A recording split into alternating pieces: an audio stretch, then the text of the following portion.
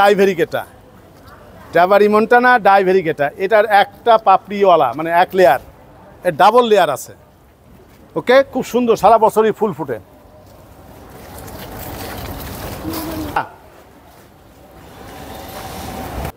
বা সর্বজয়া, সকলকে যে জয় করে সেই সর্বজয়া। ক্যানা ইন্ডিকা, যেটা বলেছিলাম এটা কার্জন হল।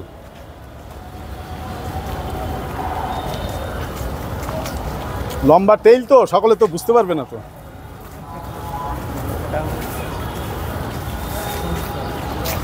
যেহেতু বৃষ্টিও আসে যে বেশিক্ষণ থাকা যাবে না। এটা জ্যাট্রোপা, হ্যাঁ জ্যাট্রোপা, জ্যাট্রোপা পেন্ডুরিফোলিয়া, জ্যাট্রোপা। এগুলো সব নাম মনে রাখতে হবে, তবে ভয় পাওয়ার কিছু নাই। আমি যদি নাম মুখস্থ রাখার ভয় পেতাম, সেখানে যদি একটু পারি তোমরা আরও ভালো পারবে। ঠিক আছে, কাঠ গোলাপ। এখন দেখো কত সবুজ।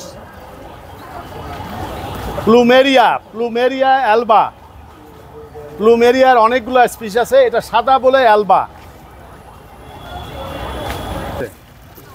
বেশিরভাগ সাদা ফুল মানে গন্ধযুক্ত। কেন? টু অ্যাট্রাক্ট দ্য পলিনেটার্স, যারা পরাগায়ন ঘটায় তাদেরকে আকৃষ্ট করার জন্যে। ঠিক আছে, সাদা। হয় কাটে ধারে, নয় কাটে ভারে, হয় সুগন্ধ দিয়ে অথবা রং দিয়ে। এই গাছগুলো হয়তো চিনো না তোমরা। রাস্তাটা ফাঁকা করে দাঁড়াও, একটু দূরে দাঁড়াও, তাইলে দেখতে পাবে। এইগুলা, এটা দেখতে কসমসের মতো, কিন্তু এটা হলো বর্ষার কসমস। অর্থাৎ এই সময় হয়, বর্ষাকালে যেটা হয় বর্ষার কসমস। আর এমনি যে কসমস দেখি সেটা হলো পিঙ্কিশ কালার, সাদা কালার, একটু বড় হয়। এগুলো সবগুলাই ইয়েলো, এই জন্য আর একটা নাম হলুদ cosmos, cosmos sulphurous. Cosmos sulphurous. কেন সালফিউরাস হলো? সালফার হলো গন্ধক, গন্ধকের মতো রং, সেই জন্যে কসমস সালফিউরাস। হ্যাঁ, হলুদ, হলুদ cosmos, sulphur cosmos, yellow cosmos, cosmos sulphureus. পিছনেতে যদি একটু তাকাই, এই রাস্তার যাতায়াতটা বন্ধ করে রেখে, বন্ধ করা যাবে না। তাল গাছ, তাল গাছ এক পায়ে দাঁড়িয়ে, সব গাছ ছাড়িয়ে উঁকি মারে আকাশে। এটা কি তাল গাছ? তাল গাছ না, তালিপাম। গাহ, গুড। করিফা তালিয়েরা, করিফা তালিয়েরা। এর বৈশিষ্ট্য হলো 100 বছর বাঁচে, তার আগে সে ফুল দেয় না। খুব কিপটা, 100 বছরে এসে ফুল দেয় একবার, আর দিয়েই মারা যায়। এটা দেয় নাই, এটা 15-20 বছর হয়েছে। এটা একটা মাত্র গাছ আমাদের প্রো ভাইস চ্যান্সেলর বাংলোর মধ্যে ছিল। সেই গাছটা ফুল দিয়েছিল, ফুল দিয়ে ফল দিয়ে মারা গেছে। তারপরে আমরা তার বীজ উৎপন্ন করে বিভিন্ন জায়গায় ছড়িয়ে দিয়েছি। এটা হলো সেই তালিপাম। ওকে, আগাই। সকালবেলা ফুটে, মর্নিং গ্লোরি। এখন একটু এইদিকে থাকেন, ওই যে কার্জন হলের ইতিহাসটা এটি না দেখালে পরে অসম্পূর্ণ।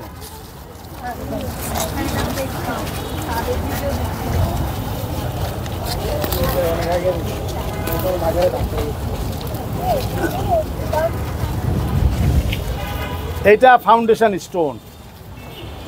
আমরা বললাম না জাতি হিসাবে আমরা দায়িত্ব পালন করি না। আমি যখন ডিন ছিলাম চেষ্টা করেছিলাম, ভেবেছিলাম এটা ঠিক করব, বাট সেই সময় পাইনি। এটা একটু সুন্দর করে নতুন করে এটা করা উচিত। 1904 সাল 19 ফেব্রুয়ারি। যারা আমাকে ফলো করো দেখবে ইউটিউবে আছে, 19শে ফেব্রুয়ারি আমি গোলাপ ফুল দিয়েছিলাম। এবার এই সেই বিল্ডিং, এইখানে দাঁড়ায় তোমরা একটু যদি সকলে গ্রুপ ছবি তোলো, একটা স্মৃতি হিসাবে থাকবে। এখানে দাঁড়াও, ওই দেখো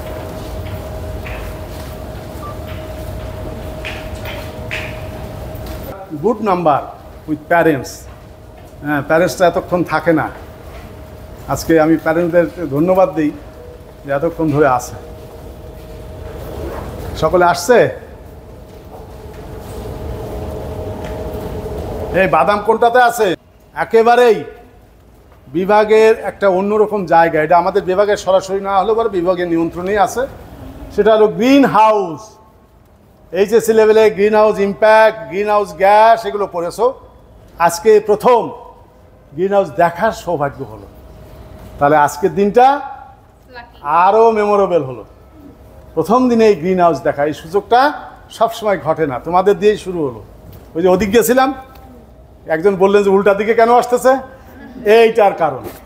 সেই জন্যে আগে গেলে বাগে খায়, পিছিয়ে গেলে সোনা পায়। তাহলে এই যে উল্টা দিকে আসাতে গ্রিন হাউসটা আমরা দেখলাম। গ্রিন হাউসের আমরা একটা রুমে একটু ঢুকি।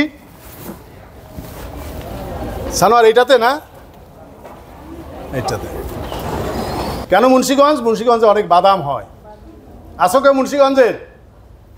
মুন্সিগঞ্জের কথা তখন উচ্চারণ করেছিলাম, আচার্য জগদীশচন্দ্র বসুর কথা। আর বাদাম হয়, মুন্সিগঞ্জও ভালো বাদাম হয়। খনার একটা বচন আছে, 16 চাষে মূলা, তার অর্ধেক তুলা, তার অর্ধেক ধান, বিনা চাষেই পান। বাদাম নিয়ে নাই, কিন্তু তার মানে কি, তুলা চাষ করতে হলে পরে 16টা চাষ দিতে হয়। এই বাদামের ক্ষেত্রেও তাই। মাটি যদি ঝুরঝুরে না হয়, দোআঁশ মাটি না হয়, তাহলে বাদাম হবে না। বাদামের একটা বিশেষ বৈশিষ্ট্য আছে, সেটাই বলার জন্য। বাদাম আমরা সকলেই চিনি, সকলেই খাই। প্রতিদিন বিকালে বাদাম খাওয়া স্বাস্থ্যের জন্য ভালো। অনেক হেলথ টিপস তোমাদেরকে আমি দিচ্ছি। প্রতিদিন বিকালে চায়ের সাথে চীনা বাদাম, গ্রাউন্ড নাট, তার মানে নাট, নাট মানে বাদাম, গ্রাউন্ড নাট মানে মাটির নিচে হয়। ওকে, তাহলে মাটির নিচে বাদাম, আমরা এটা সকলে জানি। মাটির নিচে আলুও তো হয়। আলু কি আর বাদাম কি?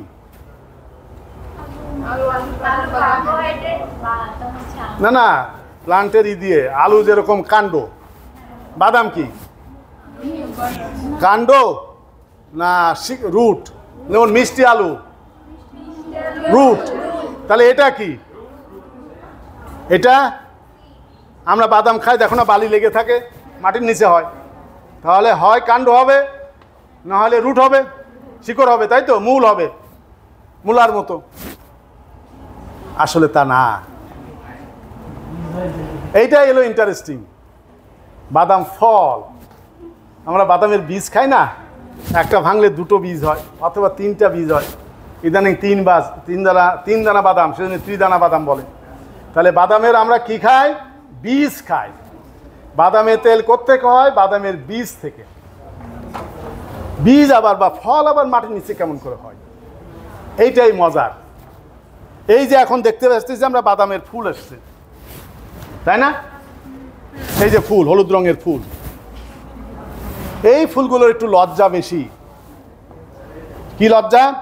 এর যখন পরাগায়ন হয়, মানে পরাগায়ন এখানে আসে, নিষিক্ত হয়। নিষিক্ত হলে জাইগোট হলো, জাইগোট থেকে ফলে পরিণত হবে। সেইটাকে মানুষকে দেখাতে চায় না, লুকিয়ে রাখতে চায়। সেজন্য কী করে, এটা যখন নিষিক্ত হবে আস্তে আস্তে এরকম লম্বা পেগ বের করে দিবে, বের করে দিয়ে এই মাটির নিচে চলে যাবে। মাটির নিচে যে ফ্রুটটা সেট হয়। তাহলে মাটির নিচে ফল একটা এক্সাম্পল আমার জানা মতে, সেটা বাদাম। পলিনেশন, ফার্টিলাইজেশন হওয়ার পরে, জাইগোট ফর্মেশন হলে পরে পেগের মাধ্যমে একটা ছোট্ট হয় লম্বা, সেটা দিয়ে মাটির নিচে চলে যায়, নিয়ে যেয়ে ফ্রুট সেট হয়, সেখানে ফ্রুটটা হয়। তাহলে একেবারে নতুন জিনিস শিখলে। ওকে, গ্রিন হাউস দেখলাম। গ্রিন হাউসের উদ্দেশ্য কি? নির্দিষ্ট তাপমাত্রা এখানে, যেমন এখানে একটু গরম, বাদাম এই কন্ডিশনে ভালো হয়, সেই জন্য এখানে হিউমিডিটি টেম্পারেচার একটু বাড়ানো, আর বাইরে একটু ঠান্ডা। অর্থাৎ নির্দিষ্ট তাপমাত্রা, নির্দিষ্ট হিউমিডিটি, নির্দিষ্ট লাইট রেখে যেখানে করা হয় সেটাই গ্রিন হাউস চেম্বার। ওকে, এখন বেরোয় যায়। কেউ চিনে? কেউ চিনে এই গাছগুলা? পাতাবাহার, মানে বাহারি পাতা, সেই জন্যে না। এটা একটি সৌন্দর্য বর্ধনকারী গাছ এবং ছায়াযুক্ত স্থানে হয়। এটা বাংলা যদি বলি বোবার বেত, এই যে এখানে বেতের মতো, মানে বোবার বেত। কেন একসময় যখন দাস প্রথা ছিল, দাসদেরকে কোনো কথা বলতে না দেওয়ার জন্যে, যাতে মুখ খুলতে না পারে, প্রতিবাদ না করতে পারে, এই পাতা ছেঁচে রসটা খাইয়ে দেওয়া হতো। খাইলে জিহ্বাটা মোটা হতো। আমরা যেন পান খেলে অনেক সময় মোটা হয়ে যায়, আরও বেশি মোটা হয়ে যায়, কথা বলতে পারে না। তখন ফর দ্য টাইম বিং বোবা, সেই জন্যে ডাম্প কেন। আর এইটার নাম বৈজ্ঞানিক নাম ডাইফেন বেকিয়া। ডাইফেন বেকিয়া একজন বাগান মালিক, তার নাম অনুসারে ওই বাগানের যিনি ঊর্ধ্বতন কর্মকর্তা ছিলেন তার নামে দিয়েছেন। দেখো কত ভালো, তার নিজের নামে দিলেন না, একজন বাগান মালিক নামে দিয়েছেন। এর উল্টা কাহিনী আর একটা বলবো, এগুলো অনেক সময় হাতে লাগলে কিন্তু হাত চুলকাতে পারে, ভয় পাওয়ার কিছু নাই। হ্যাঁ, মাঝখানে একবার এরকম হয়ে গেছিলো, এই ঘরে থাকা খারাপ, অ্যালার্জি হয়। কিন্তু এই যে সব বাঙালি তো হুজুকে বাঙালি। ওকে, তাহলে বোবার বেত, হ্যাঁ, দাস প্রথাদের জন্য এগুলো ব্যবহার করতো। আবার বেতের মতন হয়ে গেছে, কিন্তু এই কার্যালয় এখনও আছে, ওইখানে দুটো গাছ আছে। এটার কেউ চিনে? এই গাছটি হলো ম্যাগনোলিয়া। ম্যাগনোলিয়া প্রিমিটিভ টাইপের যে ফ্লাওয়ারগুলো, তার মধ্যে এটি একটি ম্যাগনোলিয়া। আর রবীন্দ্রনাথ আমাদের চেয়ে ভালো বটনিস্ট, উনি অনেক গাছের নাম দিয়ে গেছেন। এইটার নাম দিলেন উদয় পদ্ম। কেন উদয় পদ্ম নাম দিলেন? আমার অবজারভেশন, পদ্মের মতো দেখতে, আর সকালবেলা উদিত হয়। ওইটা দেখা যাচ্ছে, ওইটা আছে সাদা ফুল? না না, এটা এটা ফল মতো।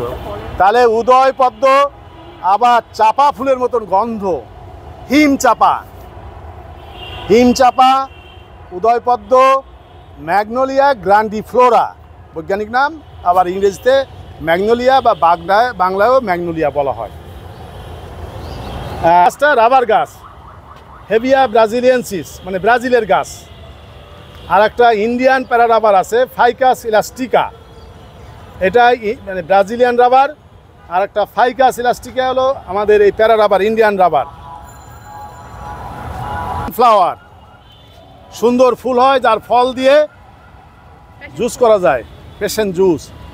হ্যাঁ, ট্যাং ফল, ট্যাং ফল, ট্যাংয়ের বিকল্প, খুবই সুন্দর স্বাদ। আবার রবীন্দ্রনাথের জায়গায় চলে আসলাম, শেষ প্রায়। আকাশের সব তারা এখানে নিয়ে আসছে। আকাশে, নীল আকাশে অমাবস্যার সময় যত তারা সব এখানে চলে আসছে। এই জন্য নাম দিয়েছেন উনি তারা ঝরা। হ্যাঁ, অনেকে এটাকে অ্যারোমেটিক জুই বলে, আসলে অ্যারোমেটিক জুই না। হ্যাঁ, সেন্ট অনেক বলে, তারা ঝরা। ক্লিমেটিস গৌরিয়ানা, সংক্ষেপে ক্লিমেটিস বলে। তাহলে এটা তারা ঝরা, এখানে ছিল এটা সোনা ঝরা। তাহলে তারা ঝরা এবং সোনা ঝরা দুটো পাশাপাশি ছিল। এই যে হলুদটা সোনার মতো। তোমরা যারা স্টুডেন্ট তারা তো অনেক দেখার সুযোগ পাবে, গার্ডিয়ান যারা আছে তাদের জন্য বেশি। এটা ফ্লাওয়ার, গম ফিরে না। ওকে, এইটা অনেকেই চিনবে, দোপাটি। দোপাটি, এই যে ফলও আসছে। হ্যাঁ, ইমপেশিয়েন্স বালসামিনা। ইমপেশিয়েন্স মানে ইমপেশেন্ট, ধৈর্য কম, খুবই কম ধৈর্য। তো সেই জন্যে বলে কি, don't touch me, don't touch me. কারণ এই ফলটা যে ক্যাপসুল, আর একটু ম্যাচিউর হলে পরে টাচ করলে ফেটে যাবে, বিদীর্ণ হয়ে যায়। সেই জন্য বলতেছে ডোন্ট টাচ মি। যারা নাম দেন খুব সুন্দর সুন্দর নাম দেন। এর অনেক রং আছে, ওইখানে রং আছে।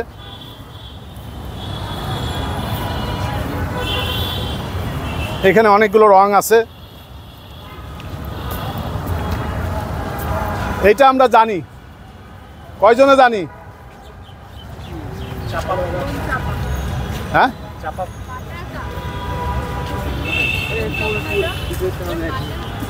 এই পাশে আরো দেখি অনেক করেছে, পাড়াতে কষ্ট লাগে।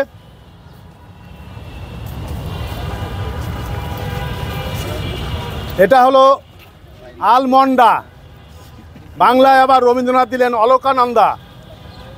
অলকানন্দা হলুদ এই কয়েকদিন আগে প্রচুর ফুটেছিল, একেবারে হলুদে ভরে গেছিল, অলকানন্দা। আর এই গাছটা কয়েকদিন আগে কেটে ফেলেছে, ফুলটা দেখাতে পারতেছি না। কই ও ওই রকম নাই, এমন সময় কাটলা। এটা আবার কয়েকদিন পরে তোমরা যারা স্টুডেন্ট এসে দেখো। হ্যাঁ হ্যাঁ, ঢুকতে দিবে না কেন? এটা তোমাদের জন্যই। এটার অদ্ভুত নাম। প্রথম ওই যে ইংরেজিটা বললাম ওটা ডন্ট টাচ মি, আর এটা হলো kiss me quick. Kiss me quick কেন? কারণ আজকে যে রংটি আছে ফুটলো যখন, সেই রংটা কালকে থাকবে না, রংটা বদলে যায়। প্রথম যেদিন ফোটে সেদিন নীল রং, পরের দিন ফ্যাকাশে নীল, তারপরের দিন সাদা। বাংলাদেশের মানুষের মতো দ্রুত রং বদলায় ফেলে। তাহলে এই জন্যে ইংরেজিতে নাম ইয়েস্টারডে, টুডে, টুমরো। বাংলায় এক্স্যাক্টলি ওরকম না, আজ, কাল, পরশু। কেন? 3 দিনে 3 রং। মনে থাকবে? ব্রুনফেলসিয়া, ল্যাটিফোলিয়া। আবার ছোট্ট বাংলায় একটা শব্দ আছে বিচিত্রা, মানে বিচিত্রা একটু সুন্দর গন্ধও আছে, আমি এই যে গন্ধ পাচ্ছি। তাহলে ব্রুনফেলসিয়া, ল্যাটিফোলিয়া। ব্রুনফেলস একজন বিজ্ঞানীর নাম, তার নাম অনুসারে এটা দেওয়া হয়েছে। Don't kiss me, yesterday, today, tomorrow, আজকাল, পরশু, বিচিত্রা। মনে থাকবে? দিনেই। এখন আমরা এই যে বেডটার সামনে দাঁড়িয়ে আছি, ওই দিকেও আছে, ওই যে ওইখানেও আছে। কে বলতে পারবে? পর্তুলিকা। আর টাইম ফুল, 9টা বা 10টা, 9 o'clock ফ্লাওয়ার বা 10 o'clock ফ্লাওয়ার। এইটা আমরা ছোটবেলায়, এই ঘড়ি তো ছিল না, এইটা দেখে স্কুলে যেতাম। যখন পুরাটা ফুটতো তখন 10টা বেজে গেছে, সুতরাং ইটস স্কুল টাইম। এখন এগুলো ইতিহাস। আর যারা তোমরা বটানি পড়বে, এইচএসসিতে পড়েছো, মস পড়েছো, পড়েছো না? আবার গোলাপ পড়েছো, গোলাপ ফুল দেখেছো। দেখো ফুলগুলো গোলাপের মতো, ছোট ছোট গোলাপ, আর পাতাগুলা মসের মতো। নাইদার মস নর রোজ, বাট মস রোজ। মসও না, রোজও না, কিন্তু মস রোজ। ঠিক আছে, এসব মনে রাখবে। খুব বেশি দেখা যাবে না। আমার মাই ডিয়ার চিলড্রেন যখন আসবে, যখন সময় পাবে, গার্ডেনে আসবে, এসে খালি পায়ে হাঁটবে। এটা আমার অ্যাডভাইস থাকলো। খালি পায়ে, আমি আসলেই খালি পায়ে হাঁটি। কারণ আমরা শরীরটা, স্বাস্থ্যটা ভালো রাখতে চাই। আমরা যে কাজগুলো প্রতিদিন করি, এটা কোনোটাই শরীর স্বাস্থ্য ভালো থাকার কাজ নয়। পা সৃষ্টিকর্তা দিয়েছেন তো খালি পায়ে হাঁটার জন্যে, তাই না? কিন্তু আমরা পাকে মানে কি বলে, কোনো দুর্ঘটনার হাত থেকে রক্ষা পাওয়ার জন্য পায়ে জুতা পরি। কিন্তু এর পথে যদি হাঁটা যায়, এই ঘাসের ডগার সাথে পায়ের তলার একটা বন্ধুত্ব সম্পর্ক আছে। আমার কি উচিত সেটা, সেই বন্ধুত্ব সম্পর্ককে বাধা দেওয়া? কোনো রকমই উচিত না। তাহলে এবার আমি আজকে জুতা পরে আসছি, স্যান্ডেল পরে আসলে আমি পা খুলে হাঁটতাম। ওই সুযোগটা আমার পায়ের তলা চাচ্ছে, ঘাসটি চাচ্ছে, সেটা সুযোগ দিতে। ওই যে হেলথ ইজ ওয়েলথ বললাম, এটা একটা টিপস। ওই জাপানের কথা আবার ছেলেকে দিয়ে বলি। একদিন আমি কিন্ডারগার্ডেনে গেছি, তারে স্কুল ছুটি হয়েছে, কিন্ডারগার্ডেন এসেছে পিক আপ করতে, যাই দেখি যে খালি পায়ে সে দৌড়াদৌড়ি করতেছে। ওদের ওখানে ঘাস নাই, কারণ অল্প সময় তো ওয়েদার ভালো থাকে, কিন্তু মাটিটা হলো সব পাথরের ছোটো ছোটো কণা, খুবই সুন্দর স্মুথ। খালি পায়ে হাঁটতেছে। বাবা হিসেবে দিলাম বকা, এই তুই খালি পায়ে এরকম হাঁটতিস কেন? এই কথাটা আবার টিচার শুনে ফেলেছে। আমার ছেলে বলতেছে আমার কি দোষ, আমার টিচারই তো বলেছে।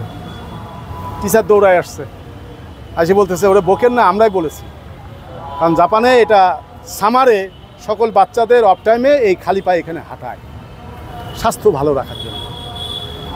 সুতরাং যেখানে লন থাকবে, ঘাসের লন থাকবে, সেখানে খালি পায়ে হাঁটবে, স্বাস্থ্য ভালো থাকবে।